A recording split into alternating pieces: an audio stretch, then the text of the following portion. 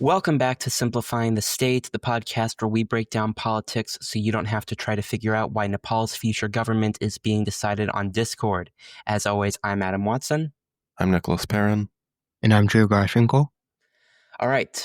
And now, before we start, if you would be so kind as to rate us and follow the podcast wherever you are listening, as well as share with anyone you think would enjoy the podcast, friends, family, or just a random person you see in the park. Okay, so today's topic is going to be sort of about the epidemic of political violence that is going on in this country. I'm sure most of you know the recent news that came out of Utah, the assassination of prominent conservative figure Charlie Kirk. That's sort of what has spurred this episode. Although this whole series of political violence has been going on and has happened long before the assassination of Charlie Kirk. Just to list a few major instances of political violence in the last decade, you had the attempted assassination of Arizona Congresswoman Gabby Giffords, the shooting at a congressional baseball game, which seriously wounded Republican Rep. Steve Scalise, the Charlottesville Unite the Right rally, a white supremacist rally which turned violent, which included a counter-protest, the El Paso Walmart shooting in August 2019, where a gunman killed 23 people in an attack targeting Hispanic shoppers, motivated by anti-immigrant ideology. January 6th, when supporters of then-President Donald Trump stormed the U.S. Capitol, the attack on Paul Pelosi, Speaker of the House Nancy Pelosi's husband, was assaulted in his San Francisco home. The attempted assassination of then presidential candidate Donald Trump in Butler, Pennsylvania. The shootings of the Minnesota state reps, including the Minnesota Speaker of the House. And then, of course, the most recent one, the killing of Charlie Kirk. So I kind of want to get your guys' opinions on how do you think we got to this place? Like, how do you think this has all come about? Like, how has escalated and gotten to this point? Well, I think a good part of it is that not only has political violence and shootings around that have increased in recent years, but also just gun violence in general and gun homicides have increased in the past 20 years. Technically, they've declined in the past year or so back to where they were 4-ish years ago, but the data does still match up the two events. And, another attribution to the increased political violence is increased political polarization, which is increasingly becoming a problem not only in the United States, but worldwide. And so it's, if that continues to rise, then more political violence and potentially more gun violence as well. Right, yeah, definitely. Yeah, what I think is, definitely the political divide. We're very polarized right now, especially with the MAGA movement and this big divide between left and right, blue and red. And because of that, people can become violent because of their beliefs. We live in a world where people can get killed for thinking specific things. Right. Yeah. I mean, that's kind of what, like you talked about it, Nicholas, the comparison between, not just the comparison, but the direct correlation between political polarization and political violence. I mean, in today's society, there is such an entrenchment of people on both sides of the political spectrum, on the right and on the left, that, even when something like the assassination of Charlie Kirk happened, there were some people who, were said that they were happy that he died. Some people who were cheering the assassination. Same with the assassination of the Minnesota lawmakers. There were some people who joked, including a Republican senator, Mike Lee of Utah. He posted something on X shortly after it happened, Nightmare on Wall Street.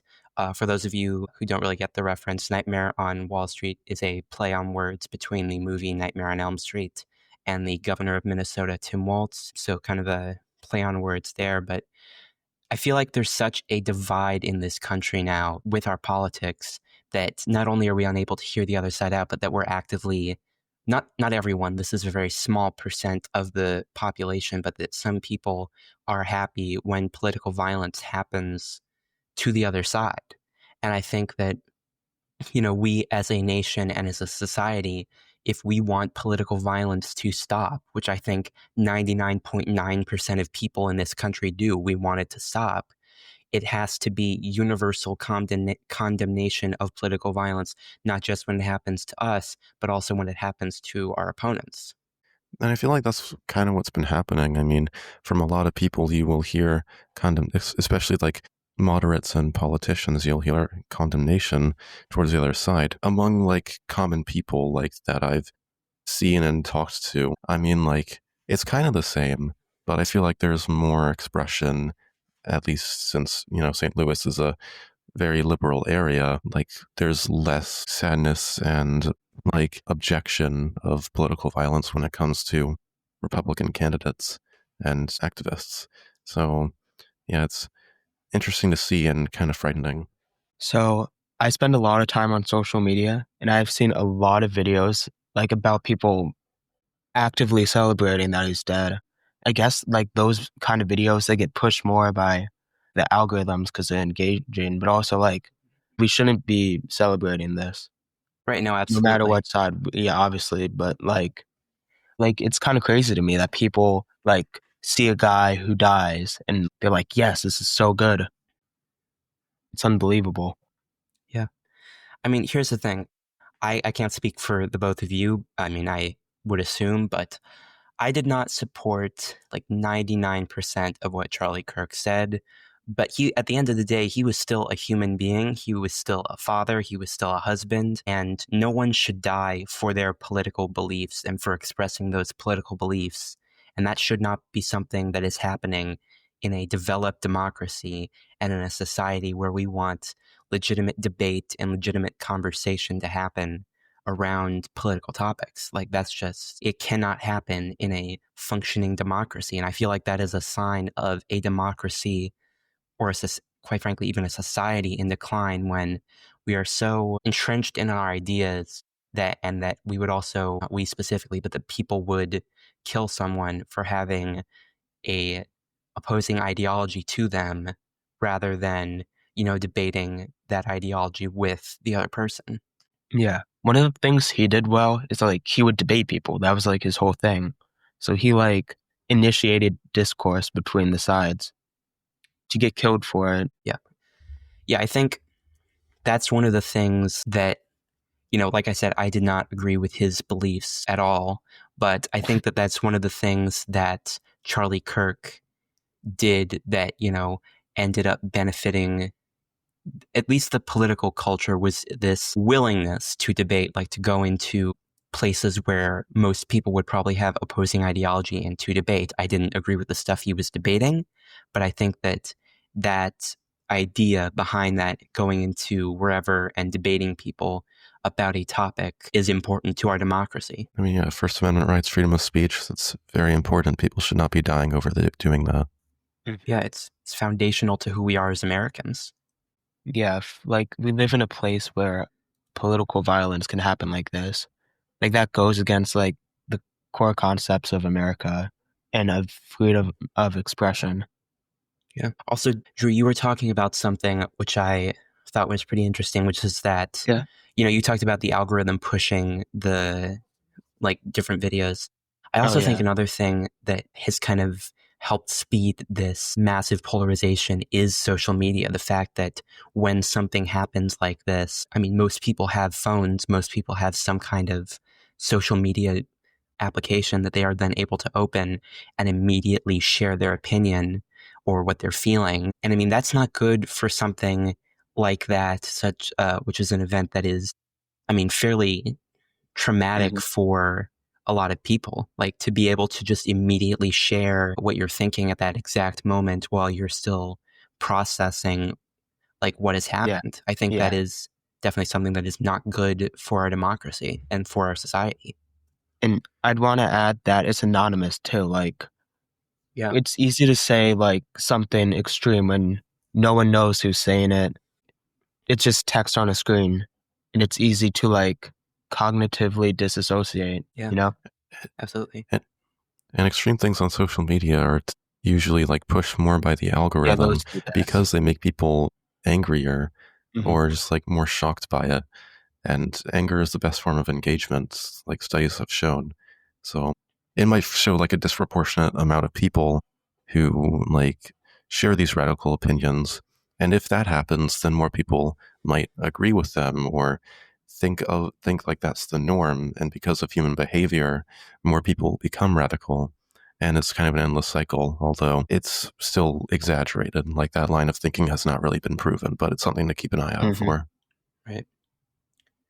Yeah, I also think it's not just about the algorithm. I think there are also actors who are intentionally oftentimes trying to cause or stir up controversy, divide, and stuff like that.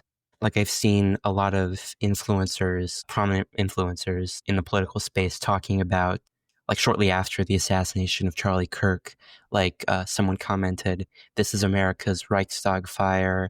The left needs to be like arrested and disbanded and all that stuff." And then you also see often times stuff like that from accounts who are on the left when it happens, when there's political violence towards the left too. I mean, it's not just a right or left issue, it's an issue with our political society and political culture as a whole. Like this is something that is happening on both sides. Something interesting you said is like, you said the left needs to be held responsible, right? Yeah. Like someone on the right said that.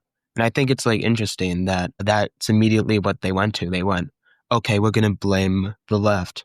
And I'm not saying the left doesn't do this too, but I'm saying that each side blames the other for bad things. So like this is like increasing the divide. This is like the things we're saying, they're not helping. This is just going to like cause more political violence. Right. Yeah, and they only do that because it's like politically beneficial for them. If like in a magic world where there were no like political parties or whatever, like as George Washington wanted, then I mean, yeah, like there might be less political violence and less blaming of other people. Although I will say that this blaming of the other party is kind of a recent phenomenon. Like if you look back, Yeah, definitely. even like 50 years, maybe even less than that, it was a lot more civil in debates. And yeah, I think it was mostly like globalization alongside just like quicker communications that has caused this like divide and polarization that we see today. Yeah, no. And Drew, you kind of touched on this, and I thought that it was really good, which is that whenever something like this happens, it's always blame the other side. I also think then there's, kind of this feeling that I hope the person who did this thing is of the other side or is of their political persuasion and not mine. And I think it goes back to the fact that you were talking about how all that further deepens the divide to where it's less so of, wow, that's horrible. I can't believe that this person was shot or that this person was attacked for their political beliefs. It's, oh boy, I wonder if the opposite party is the one who did that. I wonder if it's the party whose ideology I disagree with who did this act of political violence, because that would really prove a lot of my political theories right. And I feel like that is not what's needed in that situation. It's a time for universal bipartisan condemnation of political violence and not focusing on which side did it, what was the affiliation of the person who did it. And because when stuff like this happens, it wasn't the right wing who attacked the Minnesota lawmakers, and it wasn't the left wing who killed Charlie Kirk. It was crazed people who did a very evil thing in murdering a person. That is what needs to be said in moments like that, not what's their political persuasion. Yeah, definitely. They caught the guy who did it, right? Today? Yeah, I think they caught him like last night. They didn't really catch him. He was turned in by his dad, I think, when he confessed. Yeah, I haven't seen anything on that. Like, I think I saw it on social media, and like, it was during school. I didn't have time to look into it. So I'll do that after this, but like, it doesn't matter who did it. I'm just like wondering if they caught him. I mean, like, it really is pretty unknown. I mean, they have a suspect, and that's all I've really seen. And I mean, I don't know, Drew, have you seen like the engravings that are on the bullets that were and weren't used? Oh, yeah, I did. It was like, like if you're reading this, you're gay. Yeah, Something it like was that. very like provocative Yeah. messages, and definitely from like they were sending a message when they made those engravings. Like it was clear to see. Yeah. I mean, if they are real, at least Yeah. the ones that weren't fired. Right. Drew, actually, you said something that I thought was kind of interesting, which is that I got this from social media, and I feel like that has become part of like how we get our news. A lot of us get our news from social media, which I mean can sometimes be helpful, like to find out about something. But I think then that sometimes people also just stop there. Like they don't do further research into the story that they read on social media. They just take whatever social media said Yeah. as what Yeah. happened, and they don't do any further research into what happened. Yeah. They just see a video, get mad about it, and then like take that. They don't actually like anyone can say anything on social media. You don't know if any of it's like factually correct. So like, Yeah. and that I know this problem I have. Like I find most of my information on social media, and I try to like see who it's coming from, seeing if like it's a reputable source and all that. But like a lot of people, like some random guy can make a TikTok video or a podcast and talk about it. Yeah, and I think that kind of stuff is a real danger to our society when anyone can say anything with just this extreme degree of anonymity without any kind of real life repercussions or anything like that. And that has a lot of dangerous implications, not only for our politics, but for our society in general. Yeah, Don't definitely. forget, it doesn't even have to be a person making it anymore. Like AI Yeah. can easily do it now. Yeah, AI, that's another thing. Like Yeah, it that's can a be whole nother thing. Yeah. an AI like bot from Siberia or something like that can post something to try to stir up controversy within our country to try to sow more divide than there already is. I mean, that just has extreme dangerous implications for how we conduct our politics. Yeah, AI is like this whole other thing we could get into and talk about for an hour. But like Yeah. it's like such an intriguing topic that like these videos are starting to trick me now. Like before it was like, oh, my mom sent me a video or a photo that she thought that was actually AI, and now like I'm falling for it. Yeah, like I remember I fell for one a little while ago. The premise itself was what tipped me off that it was fake. It was like this lady who was trying to bring her supposed emotional support like kangaroo onto a plane. But if the plot itself was not so ridiculous that I wouldn't have believed it, the voices sounded so realistic, the way it looked sounded so realistic that you actually had to like look for very specific things like hands or something like that, like to see if it was fake. And it's just becoming so hard to tell what's real and what's not real. And, you know, that's kind of scary. Yeah, and AI is something we could make 5 other episodes about, each an hour long, talking about the different implications. But yeah, I mean, it's just a very dynamic media environment that we're now in that I think has not been, the implications of which have not really been fully considered, you know, by people. And I mean, another thing is the fact that I feel like we're becoming way too sensitized to stuff like what happened to Charlie Kirk. Like, I mean, the video of it actually happening was like spread across social media within like minutes of it actually happening. You know, people should not be seeing that kind of stuff. Like people should not be seeing that stuff on their phones. They should not be seeing it in real life anywhere. Like they shouldn't, the human brain is not built to comprehend all of the trauma and the violence and stuff that is going on, not just in our political culture, but across the world in war zones and stuff. Like it is not built to handle that. Yeah, I was kind of hoping you'd bring that up because like the desensitization Sensitization? yep, exactly, on like social media, going back to that, but just like in general, it's like it's crazy, like because you can just cognitively disassociate and be like, okay, this guy died, it doesn't mean anything to me, but like someone else is dead, that's big, like you have, for his friends, for his family, like not just for Charlie, but for like anyone who dies, frankly. Yeah. Nicholas, you had something you wanted to add? Yeah, I think I agree that the human brain is not built to process all the trauma and everything, and it can be very unhealthy for someone to see that much suffering every day. But it's still the problem of censorship, right?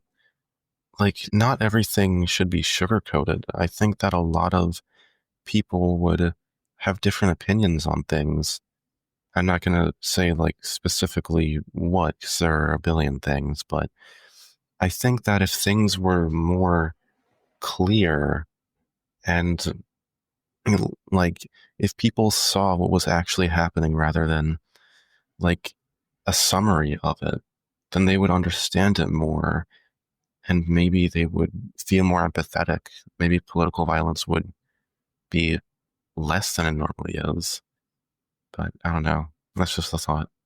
Yeah, that's a really interesting. Yeah, that's an interesting thought. That so I think it makes sense.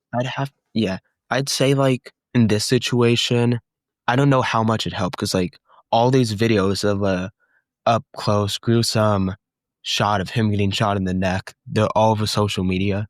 But even with that, even with people seeing this, a lot of people are still doing the same thing.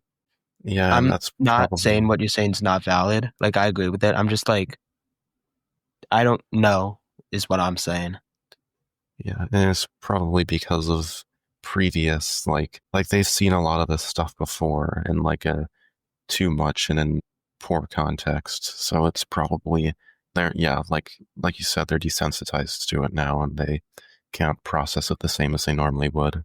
Mm-hmm. Yeah, and I think that goes back to what we were talking about, the hyper fast communication on social media of just thousands and thousands of stuff like this getting through the people who are supposed to filter things that people that's not good for people to see.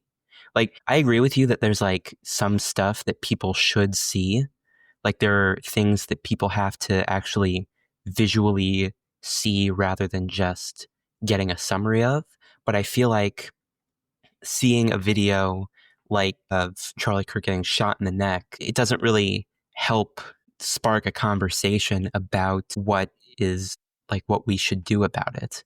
I feel like the act itself is the thing that would spark the conversation, not the visual of it.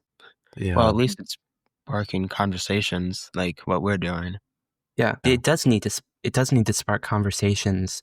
And I think in order for anything to actually happen, there can't just be conversations from people. I mean, that's a very important thing that needs to happen. But in order for this to get better, there needs to be stuff coming from political leadership, from social leadership, universal condemnation of political violence, not just when it happens to your side, when it happens to everybody. What would you recommend for these political leaders to do? What actions could they take to hopefully diminish political violence? I mean, I've seen a lot of people doing what they should be doing in that every time there is an act of political violence, condemning it, talking about how it's disgusting and how there's no place for this country for that stuff. But then there are also people, and I'm not going to name names, but there are people who say this is radical right rhetoric, or this is radical left rhetoric. Radical left rhetoric is what got us here. Radical right rhetoric is what got us here. It's always the right. It's always the left. It is unhelpful, and it's actually counterproductive to what we actually need to happen. There cannot be the blaming of the other side as a whole for stuff like this. I was going to ask, have there been any major political leaders that have not spoken out against political violence and tried to turn the situation into their favor? Well, there have been. For this example, I'm only going to use the Oval Office address from President Trump. He did come out and he said that political violence is bad, but in that same statement, he only referenced political violence against the right. He mentioned the shooting of Steve Scalise, I think. He mentioned his own assassination attempt. He mentioned the assassination of Charlie Kirk, but he made no mention of the assassinations of the Minnesota legislators, or of the attack on Paul Pelosi or anything like that. And then he said radical left rhetoric is basically why we're here. That's basically what he said. And I feel like that is unhelpful and extremely dangerous for the highest political office in the land to be saying, to be cherry picking acts of political violence and then to say the other side's rhetoric is why we got here. Yeah, Donald Trump's address definitely wasn't helpful. I want to ask both Nicholas and Adam, what would you do if you were in that situation? If you had to make an address, like what would you do to diminish the divide? Because what Trump did was not helpful. Yeah. I mean, I think what I would do is I would simply talk about how the epidemic of political violence has gone too far. Like, there has been too much pain and suffering and divide because of our politics. And there has been too much death as a result of our politics. And that we need to basically come together as a nation, because it's only like 1% of the population that is actively cheering this on. I mean, none of us remember, but I know my grandparents are old enough to remember the political violence of the 1960s, the assassination of Martin Luther King Jr., of RFK, of JFK, and the civil rights movement and the counter-protests that came towards that. It was just such a chaotic and dangerous time in this country. And I don't think enough people realize what that would mean to return to a situation like that, or to return to a situation like we had before the Civil War or following the Civil War. It was just chaos and so very dangerous for so many people. And I feel like that's something we need our leaders to say. Yeah, well, I agree with you, Adam, in the connecting it to the past. Although I think I would more say that political violence has never been a good thing, rather than it has gone too far.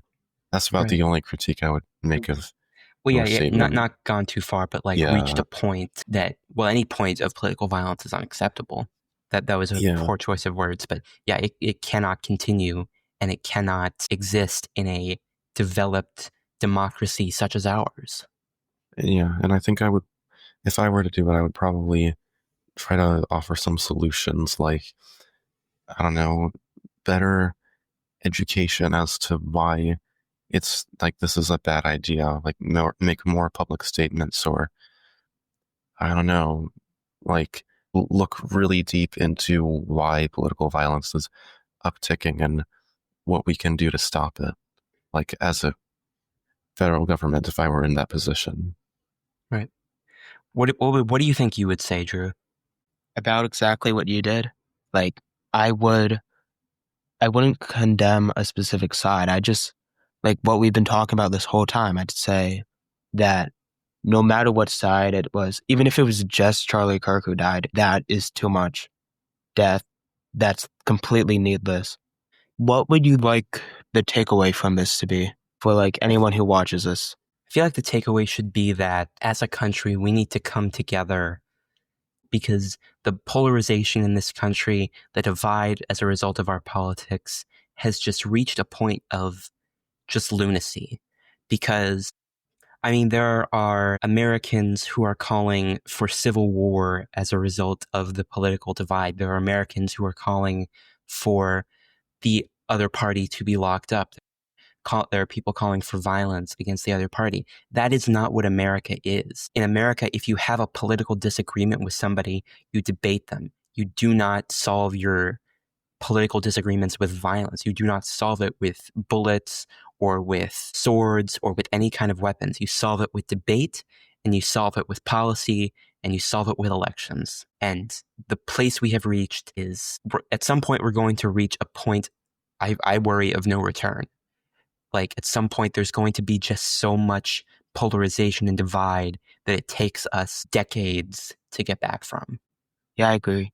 Do you think we're approaching that point you talked about? Like, if nothing changes, do you think like that's in the future for us? I mean, if we stay on the trajectory we are, I mean, I have to assume so. I mean, it's just this constant escalation every single time there's an act of political violence.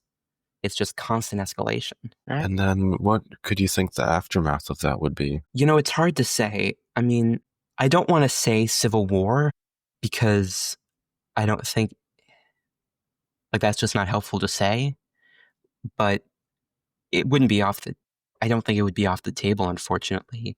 I mean, I think it would just be more so a period of just unprecedented political violence, where it's happening so frequently. As opposed to where we are now, where there is a couple incidents a year tops, it could be a point where there are a couple incidents a month, and that would be, I think, a really scary time to live in. Yeah, because people would be afraid to say stuff. If they think I might get killed for this, people wouldn't stand up and fight. Well, people still would, but it'd be more difficult for them to. In the back of their mind, they're thinking, I could get killed for this. Right. Yeah, I like what you said, Drew. It's like a de facto loss of the freedom of speech. That is a really scary concept. All right. Thank you for listening to this episode of Simplifying the State.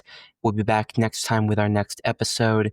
Please be sure to follow the podcast so you get notified whenever a new episode is dropped. Make sure to follow us on Instagram at Simplifying the State. We also post stuff there whenever a new episode is dropped. Make sure to rate the podcast if you like it, and we will see you guys next time.